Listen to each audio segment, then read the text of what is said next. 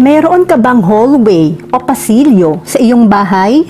Bakit hindi maiwasang magkaroon nito sa isang bahay? Paano mo ito ginagawang kaaya-aya sa iyong tahanan? Bago ako mag-umpisa ay huwag kalimutang mag-subscribe, mag-like kung nagustuhan ang topic na ito, at mag-comment para sa mga katanungan at suggestion. Ang isang pasilyo ay representasyon ng mga arterya o ugat sa isang tahanan kung saan ito ay nagsisilbing koneksyon sa ibang lugar o espasyo sa iyong tahanan. Marami ang nagbabaliwala dito at napapabayaan. Ngunit ating dapat na isipin na tinutulungan ng mga pasilyo ang iyong positibong enerhiya na umikot sa isang tahanan. Para sa mga kadahilanang ito, ang pagdidisenyo ng pasilyo ay dapat magkaroon ng parehong kahalagahan tulad ng pagdidisenyo sa ibang bahagi ng iyong tahanan upang makatulong na maging kaaya-aya ang pasilyo at ang bahay at ang buhay na koneksyon nito sa ibang mga espasyo. Narito ang ilang tip para mapabuti ito. Mahaba, maikli o katamtamang haba ng hallway. Ang mga mahaba at makitid na pasilyo ay may potensyal na maging masama para sa tahanan. Ito ay dahil ang isang mahabang pasilyo na walang tamang paggamot ay tumutugma sa mabagal at bumababa na enerhiya at matalas na enerhiya na hindi dapat pagsamahin. Ang enerhiya ay maaaring sumugod sa pasilyo ng napakabilis at may matinding puwersa sa halip na lumiko at mangolekta sa iyong tahanan. Ito ay parang isang freeway o isang mahabang tunnel na nagkakaroon ito ng higit na bilis at momentum na maaaring lumikha ng mga hamon sa mismong pasilyo. Gayon din ang anumang nasa dulo ng pasilyo. Halimbawa, kung may kama sa dulo ng pasilyo, ang kamang iyon ay tumatanggap ng bigat ng enerhiya. Maaari itong maging mahirap na magpahinga at mga isyu na pisikal at mental na kalusugan. Maaaring maging magulo ang buhay. Kung ang isang desk ay nasa dulo ng pasilyo, maaaring may mga hamon sa trabaho at karera o karir. Kung ang pintuan sa harap o main door na nasa simula o dulo ng isang mahabang pasilyo, maaaring mga hulugan iyon ang anumang enerhiya na papasok sa iyong tahanan ay dumiretso sa labas ng iyong tahanan at buhay sa halip na dumadaloy at naglilinang sa iyong tahanan. Sa pangkalahatan, palaging pinakamahusay na baguhin ang mga detalye ng arkitektura kung magagawa mo. Kung hindi mo ma-renovate ang iyong pasilyo, maaari mo pa rin pagbutihin ang bahaging ito ng iyong tahanan sa pamamagitan ng paglalagay ng runner na may malambot na pattern sa loob nito. Paglalagay ng mga pag-iilaw at likhang sining o artwork, o kung sapat ang lapad, maaari rin ang mga halaman sa daanan. Makitid na pasilyo. Ang pinakamababang lapad ng pasilyo ay 36 inches ayon sa modernong mga code ng gusali. Gayunpaman, ang ilang mas lumang mga tahanan ay maaaring magkaroon ng mga pasilyo na mas makitid. Maaaring paghigpitan ng isang makitid na pasilyo ang enerhiya na nalilimitahan. Ang dami ng positibong enerhiya na available sa kabilang dulo ng pasilyo, tulad ng paghihigpit nito sa ating enerhiya habang tayo ay nasa loob nito. Palawakin ng espasyo sa pamamagitan ng pagdaragdag ng salamin o ilaw at sining o artwork sa isang gilid ng pasilyo. Nakakatulong ito na pabagalin ang daloy ng enerhiya sa lugar. Masalimuot na pasilyo. Ang ilang mga pasilyo ay maaaring magsama ng ilang pagliko na nagiging sanhi ng patuloy na pagtama ng katawan sa mga pader at nagiging sanhi ng stress sa katawan. Maaari rin itong humantong sa stagnant energy na nakakulong sa espasyong ito na karaniwang nasa gitna ng tahanan na maaaring makaapekto sa buong bahay. Itaas ang espasyo sa pamamagitan ng pagliit ng likhang sining at direktang enerhiya na may mga salamin o ilaw sa mga dingding.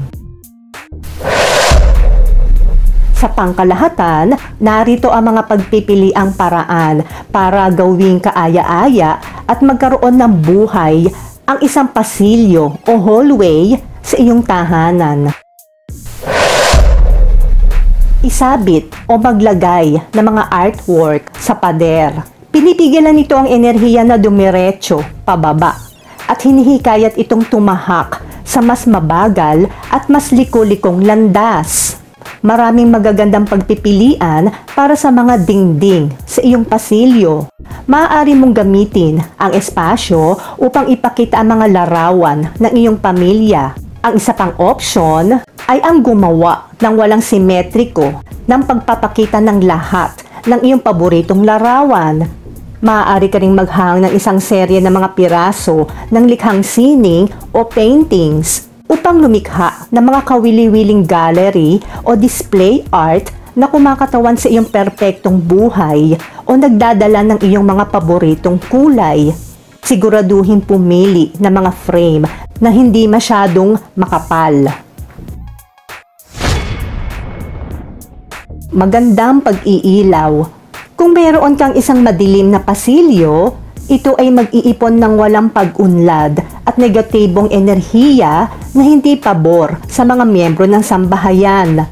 Ang liwanag ay isang madaling paraan upang manipulahin ang enerhiya sa isang espasyo. Makakatulong kung mayroon kang maliwanag na ilaw sa pasilyo at kapag pumili ng liwanag, palaging gumamit ng dilaw o puting ilaw. Iwasan ng mga makukulay na ilaw na maaaring magdulot ng hindi mapangunawang paglabo.